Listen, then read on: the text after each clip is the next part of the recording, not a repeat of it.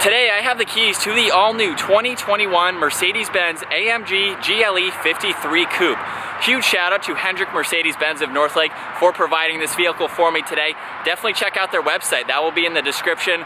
This one here is finished off in diamond white metallic and it has an MSRP just over $98,000.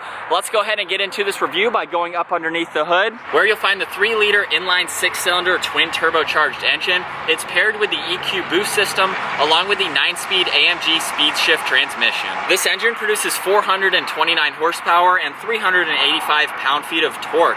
All that power goes through the 4MATIC all-wheel drive system. It weighs in just under 5,000 pounds and it'll do 0 to 60 in just over 5 seconds. And with a fuel capacity of 24.6 gallons, you can expect to see around 18 miles per gallon in the city and 24 out on the highway.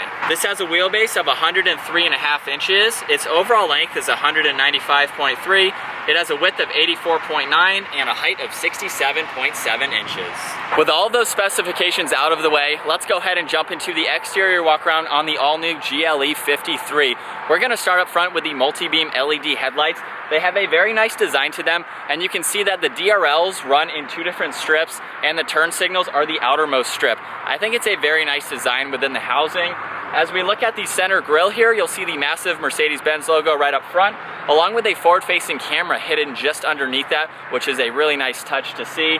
We have vertical slats running throughout the grille, gives it a very nice look and provides maximum cooling for the engine.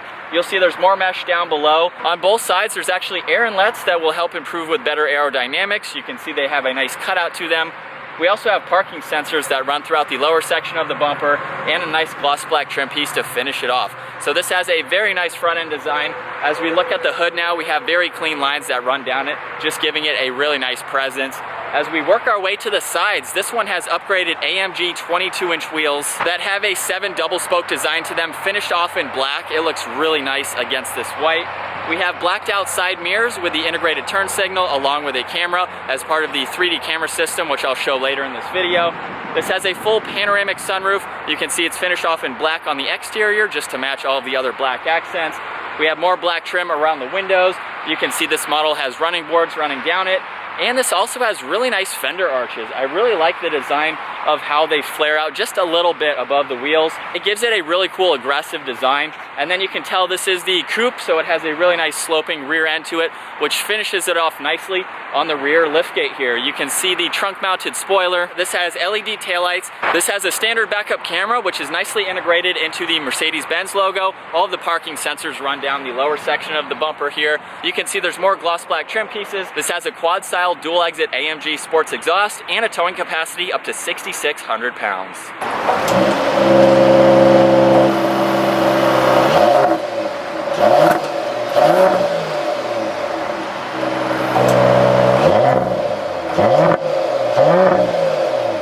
Now it's time to go ahead and check out the interior on the all-new GLE 53. I have the vehicle locked and the key in my pocket. I'm just going to place my hand on the door handle. You'll see the side mirrors fold out and it will unlock. You can use that door handle to lock the vehicle as well. But looking at the door panel, it's finished off in black leather. We have gray stitching running along the armrest. There's a very nice carbon fiber trim piece surrounding all of your seating adjustments, along with your memory seating adjustments. This has heated and cooled seats, along with being able to adjust the passenger side seat. It also has a Burmester audio sound system. You can see there's more brushed aluminum on the release handle with your lock and unlock, and all the side mirror adjustments are just behind that. We have a nice grab handle down in the lower section of the door. You can see a lot of storage space, along with being able to open and close the rear hatch. And then looking at the door sill, you can see AMG spelled out. And now taking a look at these very nice leather seats, you can see AMG right in the center. We have more of that stitching running throughout it. Very aggressive bolstering support to them. And you can also see there's really nice material running along the inside as well. Moving on to the steering wheel now, you'll see it's covered in solid leather on the top and the bottom and perforated leather to the sides. It has a really nice flat bottom design to it, along with the AMG badge. Looking at the controls on the left side, you'll see cruise control, and then you have these 2 dials here, which control the first 12.3-inch screen. So just using the home button, I can push on that, and you'll see all of these settings come up. You have navigation, your phone, you can go into your driver assistance. There's also AMG performance that you can look at, and you can monitor your boost along with some other vital information. We can scroll over to your trip and radio. You have media, you have different designs For the displays, so you can see it's on classic right now. We can go to sport, which changes it just a little bit. You have super sport, which puts your tach on the right side there, and then you have your service on the far right side there. Down on the lower side of the steering wheel, you can see we have the exhaust note button along with changing the different suspension settings. You can also touch the LCD screen itself and configure what you'd like this button to do. So you can see the engine start stop feature. We have the adaptive suspension, so you can lower it along with traction control. You can put it in the manual setting, which allows you to use these steering wheel mounted paddle shifters. So it's very cool how integrated all of these controls are, and you can basically set your favorites, which is nice to see. On the right side, we have the different driving modes from slippery, individual, comfort, sport, and sport plus, so you can easily rotate this dial. And then all of the controls on the right side, you have volume for the radio, along with your Bluetooth and voice commands. And then these three dials here control the second 12.1-inch screen, which I'll show here soon. Working our way to the left side of the steering wheel, you can see all of the headlight controls, along with a dimmer switch for the gauges. We have the electronic parking brake. You can see more of that carbon fiber trim. This also has leather and stitching running across the entire dash. And now working our way back to this screen here, just by clicking on the home button, just like you saw on the gauge cluster, we can go through some of the same information from your phone and navigation. You have your radio and media. We can go back into the performance. So just by going into engine, you can view all of that information. We have the fuel consumption and then dynamic select, which you can go into and configure for the engine. You have some apps and settings that you can go through, and it's very easy to use. You can also use this screen with all the controls down in the center. So we have a pad right in the middle, along with a home and back button. You also have shortcuts to navigation and media, along with your phone. There's a star button on the left side, which brings you up to your favorites. And you can also go into the car setting as well. So you can look at all of the technology that's offered in this vehicle, and there's a lot of it. We have the parking sensors, your lane keeping assist. You have a semi-autonomous driving, so this will help keep the vehicle within the lines. This does have ambient lighting, so you can monitor all of that. Very cool to see the amount of technology in this vehicle. And you have another button here to control the different driving modes. I did forget to mention there's a trail and sand mode as well. So just by toggling between this switch, you can easily go through all of those. As we work our way down below that screen, you'll see there are 4 air vents along with more of the carbon fiber, and it extends all the way to the passenger side, making it look very nice. Just below that, we have some aluminum toggle switches. You have the temperature for driver and passenger, which you will see appear on the upper screen there. We have the fan speed, where you'd like the air to go, recirc buttons, and all of those controls right in the center.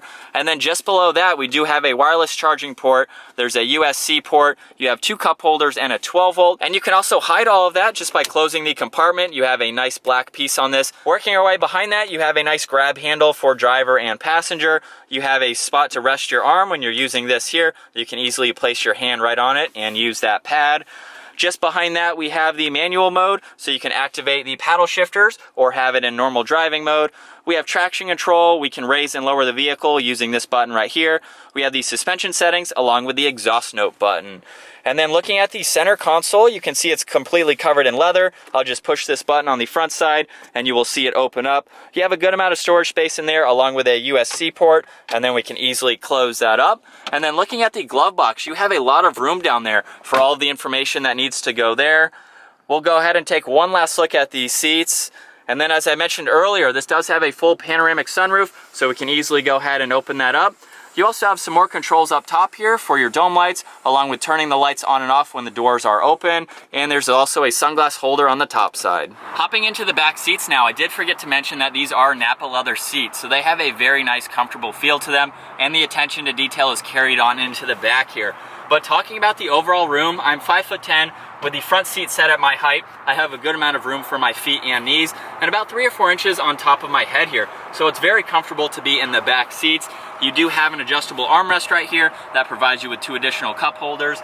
There's also a net behind both front seats if you need a little bit more storage.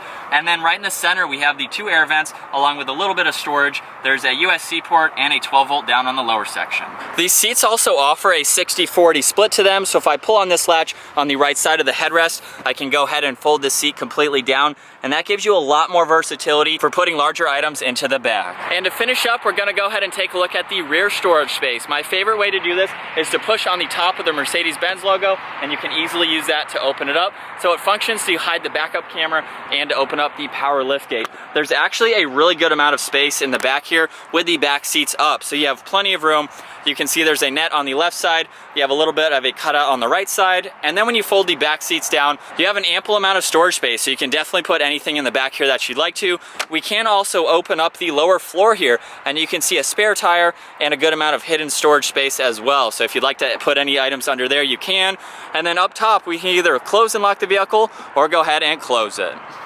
All right, so getting behind the wheel of the all-new 2021 AMG GLE 53. Honestly, I didn't even know this car existed, so this is the first time that I'm hearing about it, and it's very cool to be able to check out. A couple things that I did forget to mention is this does have heated and cooled cup holders for the front.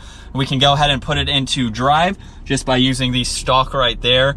And it's a very nicely laid out interior. I like everything about it so far. And all of the materials are very premium feeling. I love seeing carbon fiber accents in vehicles. It looks very nice. We have all of the aluminum. There's more carbon fiber running on the dash. Nothing is too confusing. Everything is really laid out well, as I've already mentioned. But I really like the fact that it has these two 12-inch screens. And also there's a bar right in the center here dividing both of the screens. And the steering wheel kind of just goes through that area there. So you're not really blocking any information from both screens, which I think is a really nice touch. For the coupe design, you're not really hindering any space in the back. The back passengers still have plenty of room, and you have a lot of storage space in the back. You have a really awesome looking car from the exterior, but nothing's hindered from the interior. So it's very nice how they've designed that, and you have the best of both worlds. But now just getting it out on the road here, it's a very smooth car. Even going over bumps like that, I have no issues with it. We are currently in comfort right now, sport mode, and then sport plus mode. Definitely get a little bit stiffer. Hitting some bumps like that, you can feel it. And then in comfort mode, it just kind of goes away. So that is very cool to see. Obviously, though, that's what those features are designed to do. We can go ahead and put the exhaust note on there and go ahead and downshift. We will use the steering wheel mounted paddle shifters as we come out of this turn here. So accelerate just a little bit. Nothing crazy because this is a brand new vehicle and not even quarter throttle. We're up to the speed limit just like that. It's very well insulated on the inside. I'm sure once this gets broken in and you step on it just a little bit, you'll probably be able to hear that exhaust. And I just noticed too, when you change the gauge cluster here to the Super Sport view, you can see your power and your charge meter. As this does have the EQ boost system, you have an electrical system that aids with the engine there, and it's really cool to be able to see your charge and your power when that system is in use. Now there's no buttons to configure that. It's automatically paired to the engine and works with the engine, which is nice to see. But talking about this being a great daily driver, this is on the smaller side of the SUV lineup for Mercedes. Taking bumps like that is perfectly fine in sport mode still, but this is on the smaller side. This is their coupe design, and I think it's really, really nice. You're not sacrificing anything on the inside, so there's plenty of space for 4 other people to be in this vehicle with me. And the fact that this can tow up to 6,600 pounds, if you need to use it to tow anything, I mean, there's a lot that you can tow with that weight. So for having a small engine, it has plenty of horsepower and torque. You can put anything on the back there that you'd like. So this is a really good all-around vehicle. You have a couple settings if you need to take this off the pavement. Now talking about the visibility, it's really easy to see all around. I can look out of this glass here. I can look over my right shoulder. For being the coupe design, the pillars in the back are really not all that bulky. And I do like the fact that there's a little window behind the back seats there, so you can look out of that if you have to. It just gives you a little bit more visibility, which is nice to see. So no complaints with visibility. It's very nice. And overall, as I've mentioned, the interior is spot on. Very nice for a vehicle under the $100,000 mark. You have a lot of options and a ton of standard safety features. We'll go ahead and give it a little bit of gas. It's very quiet. It's smooth in these shifts. Even on the downshifts here, you can hear a little bit. It's it's definitely got a little bit of a grunt to it, nothing too crazy. Before we go for today's video, I forgot to show the camera system in this vehicle. So I'm gonna go ahead and put the vehicle into reverse. You'll see the backup camera with the top-down view, and then we can just swipe on this pad here, and you can look at a lot of different angles. We have all the cameras, or the side camera angles, I should say, and then we have 2 forward-facing angles. So it's very easy to go through all of these camera systems, and there's even one for a rear trailer hitch. So if you're backing up and you'd like to hook up, that's a very good graphic system for you to use. So I think that's gonna wrap it up for my walk-around review and test drive behind the wheel of the all-new 2021 Mercedes Benz AMG GLE 53 Coupe. Once again, massive shout out to Hendrick Mercedes Benz of Northlake for providing this vehicle for me today. Make sure you guys check out their website, and if you enjoyed today's video, give it a huge thumbs up, smash that subscribe button if you haven't already, and I'll see you in the next video.